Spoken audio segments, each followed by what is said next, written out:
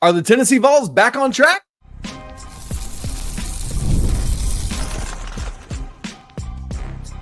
You are Locked On College Basketball, part of the Locked On Podcast Network. Your team every day. Hey there, what's up? Welcome into the Locked On College Basketball Podcast, the only daily national college hoop show out there. I'm your host, Isaac Schade. You're joining me at the place to get your college basketball content every single day. It's all part of the Locked On Podcast Network. Reminder, you can catch every episode ad-free on Amazon Music. Special shout out to the everydayers joining us and all the great members of the Locked On College Basketball Discord. This episode is brought to you by FanDuel. Super Bowl 59 is here, and there's no better way to make every play more exciting than with FanDuel Sportsbook. New customers can bet just $5, and if you win, you'll get $200 in bonus bets. Download the app or head to FanDuel.com to get started.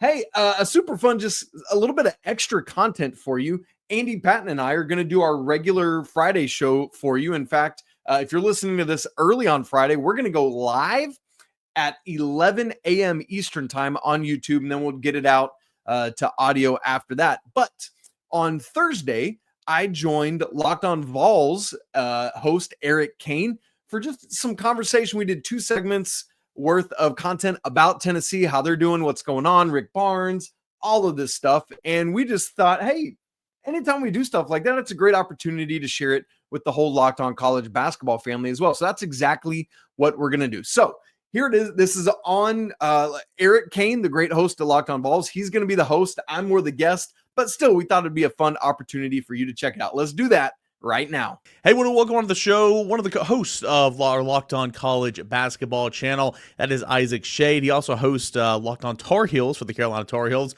Basketball 24/7, 365. That is Isaac. Isaac, what's up, man? Appreciate you joining the show. Oh, Cain, I'm so glad to be here. I'm most excited to talk to you because it's almost time for our Bravos to get things going. Yes, it is that time. Best time of the year, man. Best time of the year. Let's go. All right. Well, hey, what are your thoughts on Tennessee basketball from a distance here so far this season? Typical smothering, harassing defense, annoying for anybody it plays. Come and go offense, it feels like. In the second half last night, Tennessee was awesome against Missouri.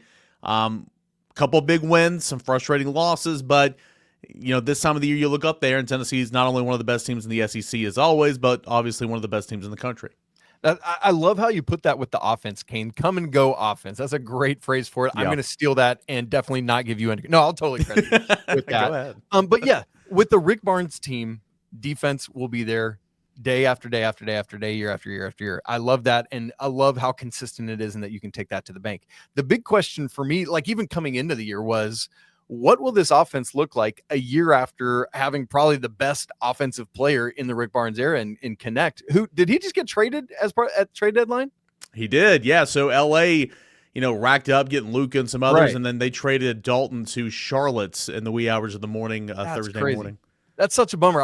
I literally just told somebody I'm so excited to see Connect and Luka play together, but now no. Okay. Anyway. No. But the question was, what will this offense look like this year? Could it be more balanced? Because one of my critiques of the Tennessee offense last year was they were at times too dependent on Dalton, and understandably so, because he is an offensive ridiculous genius, right?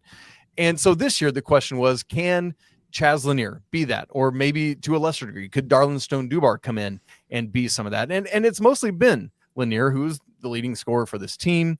17.5 points a game, has been mostly really consistent with that. Obviously a different offensive player than Dalton, but has done it. What I love is that the Vols don't have to rely on him as much as they would do with Dalton last year. For example, man, Igor Milicic, the last couple of games has really come alive. That to me is so necessary for this team's consistency from a longevity standpoint, so that it's not the come and go that you were just mentioning. 19 points the other day in the unfortunate loss to Kentucky, but 21 against Mizzou. And I think he had a double-double, right? 10 boards against Mizzou as well. And that is, listen, folks, I know Mizzou last year, an offer in SEC play. I mean, a big old fat bagel, donut, whatever you want to say. This is a legitimately good Missouri team. And so I know for those who are maybe casual college basketball fans, you look at this and like, why are we only beating Mizzou by 4 at home?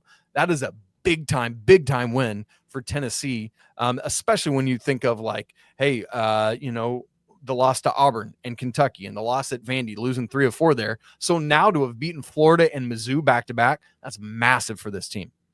Yeah, Missouri, that's a really good win. I mean, and credit that program, and the head coach turned things around. 0-18 in SEC play, 8-29 overall, and I mean that team has knocked off Florida already this year, and we're beating Tennessee by 11 at one point in time, and until Tennessee went on that run there in the second half. But back to Igor, man, you're exactly right, and this is kind of what I've been waiting on all year long. Like, that Tennessee's going to play suffocating defense.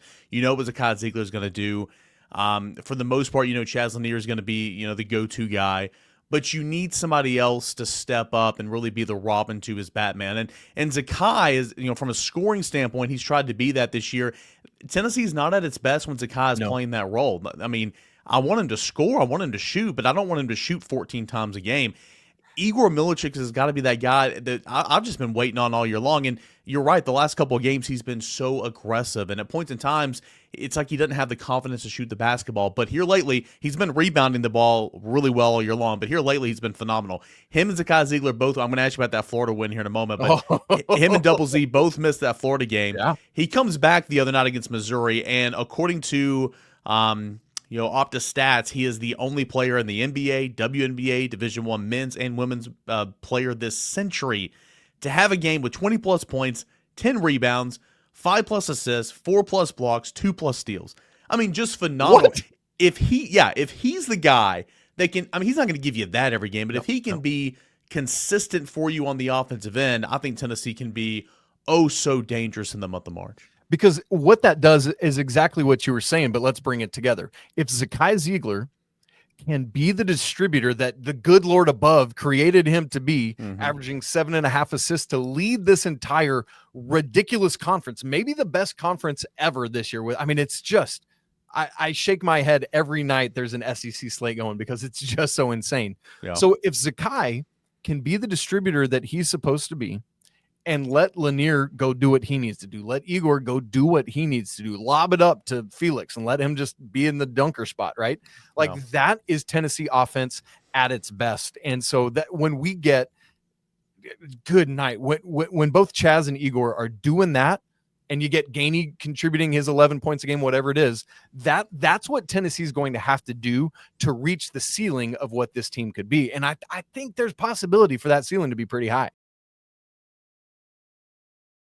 We'll be right back to the conversation with Eric Cain and myself about the Vols in just a second. But first, this episode is brought to you by Prize Picks. The big game is almost here, and there's no better way to make it even more exciting than with Prize Picks, the best place for daily fantasy sports. With over 10 million members and billions in winnings awarded, Prize Picks makes it fun and simple to get in on the action. Here's how it works. You just pick more or less on at least 2 players' projections, and if you get it right, you could win up to 1,000 times your cash. Prize Picks even has a free pick for the big game on Sunday where Patrick Mahomes just needs to throw 1 yard and you win. Pair that with one more correct pick and you're cashing out. How about if you want to pair it, you could do Saquon Barkley or Travis Kelce. If either of them score 1 touchdown, like you could take them more on that. Pretty easy stuff. What I love even more, fast, safe withdrawals. And when you win, that cash is in your account in as little as like 15 minutes. Check it all out. Download the app today and use code LOCKEDONCollege to get $50 instantly after you play your first $5 lineup. Again, that's code LOCKEDONCollege for $50 instantly after you play your first $5 lineup. Prize Picks. Run your game. You look at, I mean, you mentioned how tough, incredibly tough this conference is. And Tennessee was going through a little bit of a slump there, right? I mean, going into the Florida game, they lost 3 of their last 4. The previous time they played Florida, they got embarrassed on the road by 30. Sometimes that happens. You're coming off, and I said it all week. I mean, the sky wasn't falling, the season wasn't over, but you had a Kentucky team at home that were down pretty much 2 starters, and the games at home, you got to win your home games in this conference. That was a bad loss to Kentucky. It was. So you're limping into this Florida game at home last Saturday. And what did Tennessee do? Down 2 starters, down your guy in Zakai Zeigler, down Igor Milicic, who we just spoke on, only 7 scholarship players, and Tennessee beats him up by 20.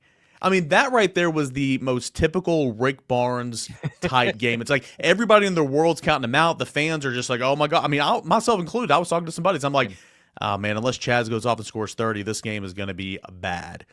It was bad for Florida. I mean, what a showing for Tennessee, but also I think it was a reminder to the rest of the college basketball landscape, football school, that like, hey, Tennessee's here and Tennessee's still going to be a tough out.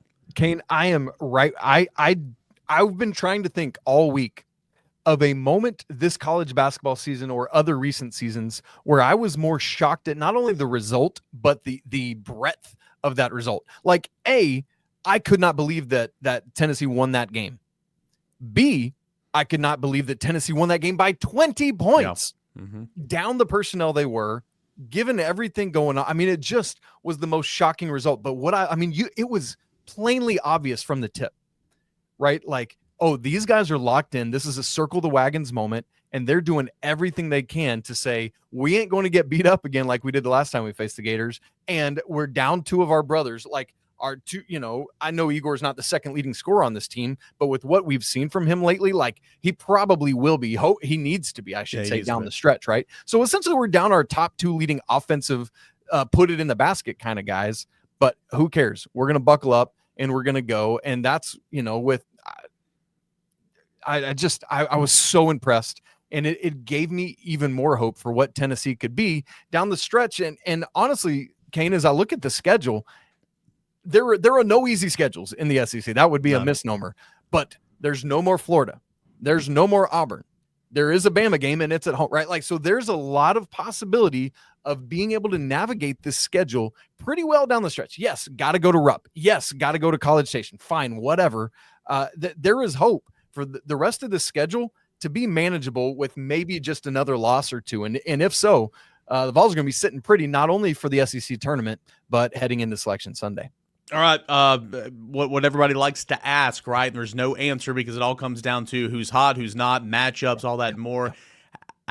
What do you see this team doing in March? How far do you see this team going, right? I mean, my normal answer is like second weekend team, right? Because Sweet 16, okay, kind of bow out there. But I mean, obviously this team's got the talent to go past that. Tennessee's second ever Elite Eight appearance last year with Dalton Connect.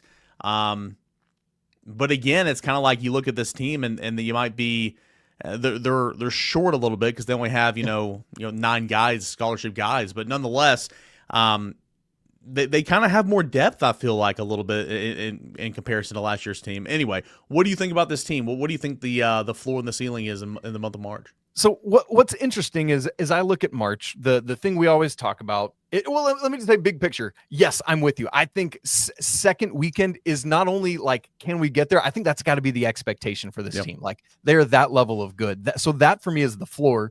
The ceiling is probably Final Four. This, like, given what Duke is, given what Auburn is, given Iowa State, if they can get back healthy, I don't think this is the front runner to win the national championship. Could Tennessee get there? Absolutely. If things break the right way, if the offense is clicking. So what has to happen is the defense has to continue to be what the defense is, which I have no doubts that's going to happen. One of the most important things that you need in March is a guard. You've got Zakai Zeigler, one of the most experienced, capable guards in the entire country. Obviously, he's got to be healthy, right? And I'm so glad to see it was just a game that he was out and then back. That was an encouraging sign to me. But if he can continue to distribute, which he's going to do because he's a Kai freaking Zeigler, and then if you get Chaz to keep going and you get this version of Igor Milicic, I mean, there are great possibilities for, could this be the first Final Four team? Could we be looking at? I mean, I'm not going to rule that out. I think it is very possible, but they've got to find consistency offensively. That is the biggest thing for me. And if they can hit from the outside, where the Vols are 34% as a team from outside, right? Yeah, that's good enough. We're looking for 35-36 for a national champion. That's the goal to get there. But 34 is enough for a Final Four. That is doable and a reasonable expectation for this team. I'm going to hold you over here for overtime. I hope that's okay. Great. Tell me about Oklahoma. Tennessee, Oklahoma coming up this weekend. Oklahoma, in Texas, of course, joining the conference first year here. What do you like about the Sooners and what's the keys for Tennessee in that basketball game? for sure. Oklahoma, it's funny. They've basically had a mirror season the last 2 years. Last year, they started off 10-0. They took their first loss in the Jumpman Invitational, and then kind of the wheels fell off from there, and they wind up starting 10-0 and then finishing 20-12 overall, 8-10 in SEC play. It was not a great year. This year carried more promise because they got to 13-0. Since then, they've gone 3-6, Cain. And it's just getting into SEC play. I think they were exposed for what they are. Part of the problem is their best player, in my opinion, is a freshman, Jeremiah Fears, who is a dude. Make no mistake about it. But he is a freshman that doesn't have, like you think about other, if you're like a Tahad Pettiford is a great example at Auburn, right? He is an absolute stud, but he's got Janai Broom around him. He's got Dylan Cardwell. He's got Chad Baker, right? All of that to go around him. Fears has to be the guy at Oklahoma. So for me, if you can stop or at least slow down Jeremiah Fears, you're in good shape. Jalen Moore's a dude as well. Watch out for him. But I feel like things should be in good shape. And I'm surprised I know we don't have the FanDuel line as of yet, but at KenPom, the line is just Tennessee by 4. I feel like that's too small for me. This feels like an 8 to 10 point victory for the Vols at home. No. Much like the I'm sorry. team. It's in Norman, isn't it? Yeah, it's in Norman. That makes more sense with a 4-point line. Yes. Yeah. I was going to say, I mean, this Tennessee basketball team takes after the Tennessee football team a little bit. Sometimes on the road, not so good, not so sure. And that's just this league, though, man. I mean, these teams so good at home. We'll get right back to the conversation with Eric Cain and myself, but first I need to tell you that this episode is brought to you by FanDuel. Super Bowl 59 is here. 1 game, 2 teams, endless possibilities. And there's no better way to make every play more exciting than with FanDuel Sportsbook. So whether it's predicting the first touchdown, calling the MVP, or even betting on the coin flip, FanDuel makes it so easy to get in on the action. With live betting all game long, you can adjust your bets as the game unfolds and feel the thrill from kickoff all the way to the final whistle. The live betting feature lets you stay involved no matter what happens on the field. And the app, man, it's super easy to navigate. Beyond that, knowing that you can place a $5 bet and potentially win $200 in bonus bets for the Super Bowl, man, that's the icing on the cake. The spread for this game at FanDuel is Chiefs minus 1.5. And of course, if they win it, they'll be the first team ever to three-peat the Super Bowl. So go ahead, download the app or head over to FanDuel.com to get started. Bet just $5, and if you win, you'll score $200 in bonus bets. That's FanDuel.com. Bet with FanDuel, official partner of Super Bowl 59. What I ask you about Rick Barnes, man? I mean, obviously a Hall of Fame career. He's already in 3 or 4 different Hall of Fames. Made his first or made his Tennessee first Elite Eight last year. He's made a Final Four with Texas, so on and so forth. One of the great coaches in this era, no doubt. He's made some comments here lately. I don't know any inside baseball here, but he made a comment at the Tennessee Quarterback Club a couple weeks ago, talking about Zakai Zeigler, and he was like, "I'm gonna be real with you. If I didn't have him right now, I don't know if I'd still be doing it." So that's led to a lot of speculation and a lot of rumors and a lot of talk. Of course he's nearing the end of his career. It's a year by year thing with him now, but it's oh man, could this be it? Zakai's going on. Having said all that, when you think Rick Barnes, what do you think of? And kind of where would you put him in terms of, top 5, top 7, top 10 coaches in college basketball right now? It's funny. When I think Rick Barnes, I think what shade of orange? Because from Clemson to Texas to Tennessee. No. Yes. And the reason I think that is because he has succeeded wherever he's gone, from George Mason to Providence to Clemson to Texas to Tennessee. He's been a guy. He does it the right way. And when people think of those Clemson teams, for example, in the ACC, man, they were feisty. And it was a different version of Rick Barnes, where it was bro, you need to mature some. But now it's elder statesman Rick Barnes, who is just revered around the sport, right? And I love that, especially at a place like Tennessee, where basketball, maybe on the other side of the gender, is just so revered in the way it is. And his name is going to be up there, and it should be. Right now, what is he just at Tennessee? Has over 200 wins now. Really good stuff there. When it's time for Rick Barnes to hang it up, he's going to be mentioned at he's not a national championship coach yet. Will he get he's one of those guys where I'm man, I want to see a national championship for him. I would just love that, because people of what this podcast would be for that too, for sure. Yes, I'm in favor of such a thing as that. But just to cement his reputation and who he is. But to have done what he's done at multiple different stops is nothing short of impressive. And when he is done, when he hangs it up, he will be somebody that I will say college basketball got worse today because Rick Barnes is no longer part of it. Mm-hmm. And we've seen, unfortunately, an exodus from college basketball of that older guard in the NIL and portal era, from Roy Williams to Coach K to like 5 other coaches in the ACC, from Tony Bennett to Leonard Hamilton at Florida State this week, Jim Larinaga a couple weeks ago. Obviously, man, when we look at Villanova just losing an absolute legend and they haven't been able to get back, like Rick Barnes is going to be in that exact same conversation to me of like, man, this is another of this guard gone. Same when Tom Izzo leaves Michigan State. It's like that vibe. You know, it's kind of interesting. Well, first of all, you mentioned Roy Williams, who I know you're a fan of. He and Rick Barnes are like best friends, you know, like really, really close. He was actually sitting courtside at Tennessee's win over Missouri the other night. So I thought that was kind of neat and kind of interesting. Yep. In his pink sweater with sweet Miss Wanda. Yeah. But like, I think Rick really enjoys it. See, I thought, you know, with the whole, you know, the last couple cycles, transfer portal, you having to reconstruct your roster and all that. And I think he really enjoys kind of doing that. I think he likes the puzzle of, okay, you're on the gun here. You got to assemble your roster. You got to build it together, kind of play GM a little bit. I think he's enjoyed doing that a little bit more than I thought that initially guys like him and that old regime would, that kind of old guard would. Now, I do think like the whole, I can't remember the exact sequence, but you had, you know, Toby Awaka and you had Jonas Adu last year. Toby Awaka entered the transfer portal, just wanted to play more minutes. Jonas Adu ends up leaving, and so it's like, well, Toby Walker could have come back, and then it's like, okay, well, he was going to come back, and it's like, well, no, Arizona sounds pretty good over here. I'm going to stay out there. I was like, this right here is the stuff that's going to drive him into retirement. So, again, I think he enjoys kind of doing all that, but obviously he's not going to do it much longer, and I think when he does hang it up, obviously he's going to be just he's going to be missed for sure, you know, here at Tennessee and really in college basketball. And of course, as we all assume, Toby Awaka is having a year down at Arizona and Adu's basically doing nothing at Arkansas, right? Like, I totally knew that was going to be doing. It's crazy. Yeah, that's college basketball, right? One of the last questions I want to ask you, if I were to say, what is your biggest surprise about Tennessee basketball this year? I've got an angle I'm working in my head, and I want to see if you go there. What's the biggest surprising thing or player or factor or lack thereof about Tennessee this year when you look at this team? I think it's that the offense has stayed, like, it's obviously not last year's offense. I thought it would have taken a bigger step back this year than it did.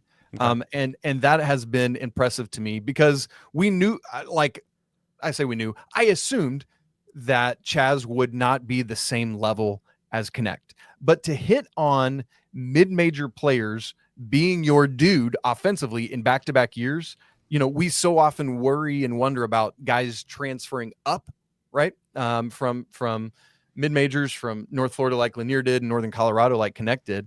And so to be able to have done this now in back-to-back years, to be top 35-ish in offensive efficiency at KenPom, I think that's been the biggest surprise to me, is that the offense has been, as we said, it's been up and down a bit, but it's been better than I expected it to be.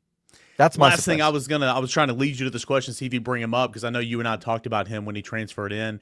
Not that I thought he was going to come in and be what Chaz was, or I thought Felix Okpara was a huge addition, but you know, Tennessee's first addition was Darlinstone Dubar from Hofstra.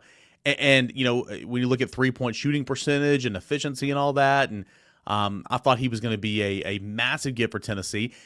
He had some things going on to where he spent a little time away with the team. Yep, that's right. He didn't participate in some practices and a couple of games to begin the year, but he's been there, and his role is so undefined in my opinion. Like, he gets in there and he's all over the court, and he shoots the basketball as soon as he gets it. He misses a defense on the other end, doesn't box out on a rebound. Rick pulls him, chews him out, and then that's it. You know, it's like, but then like he'll play 3 minutes a game, and then he'll play 18 minutes a game. Against Florida, he obviously had to start, and he played like almost 30 minutes a game. You don't win that game at Texas without Dubar, what he did in the second half. You don't win a couple other games. So it's like he's been hit or miss. I think he's the type of guy that he's never probably ever going to find consistency with Tennessee, this being his only year. But I do think that's the type of guy that can really help Tennessee have a spark off the bench, or some energy off the bench when you need it in the month of March. Right. I think that's the point, Cain, that we got to think about is Yeah, he's been the biggest disappointment for me because of I mean, I remember having conversations about like, is it going to be Lanier or Dubar that is like the transfer that comes in and does it most, right? Like, it's silly to think about that now. And what's interesting is at some level, you gotta kind of scattershot things in the transfer portal, knowing that some are going to hit and some are not, and you just take the wheat and the chaff with those kind of moments. But yes, because of his experience, because of what he did at Hofstra, there's going to be a moment in March, whether SEC tournament or NCAA tournament, when Rick Barnes is going to need his experience to step in and say, Darl, I need you to get in there, man, and do whatever it is, and just, he's going to play a role, and there's going to be a minute that matters. And that's the thing. We don't know when that's going to be, but I'm right with you. There's going to be a moment where he is going to be needed. Got a lot of great stuff happening over at Locked On College Basketball right now. You and Andy Patton, what do you guys got coming up over the weekend, next week? I know we're getting closer into March. Got some big things on the horizon, you two. A lot of good things happening as the basketball season starts to wind down, but every game feels like it's even more important.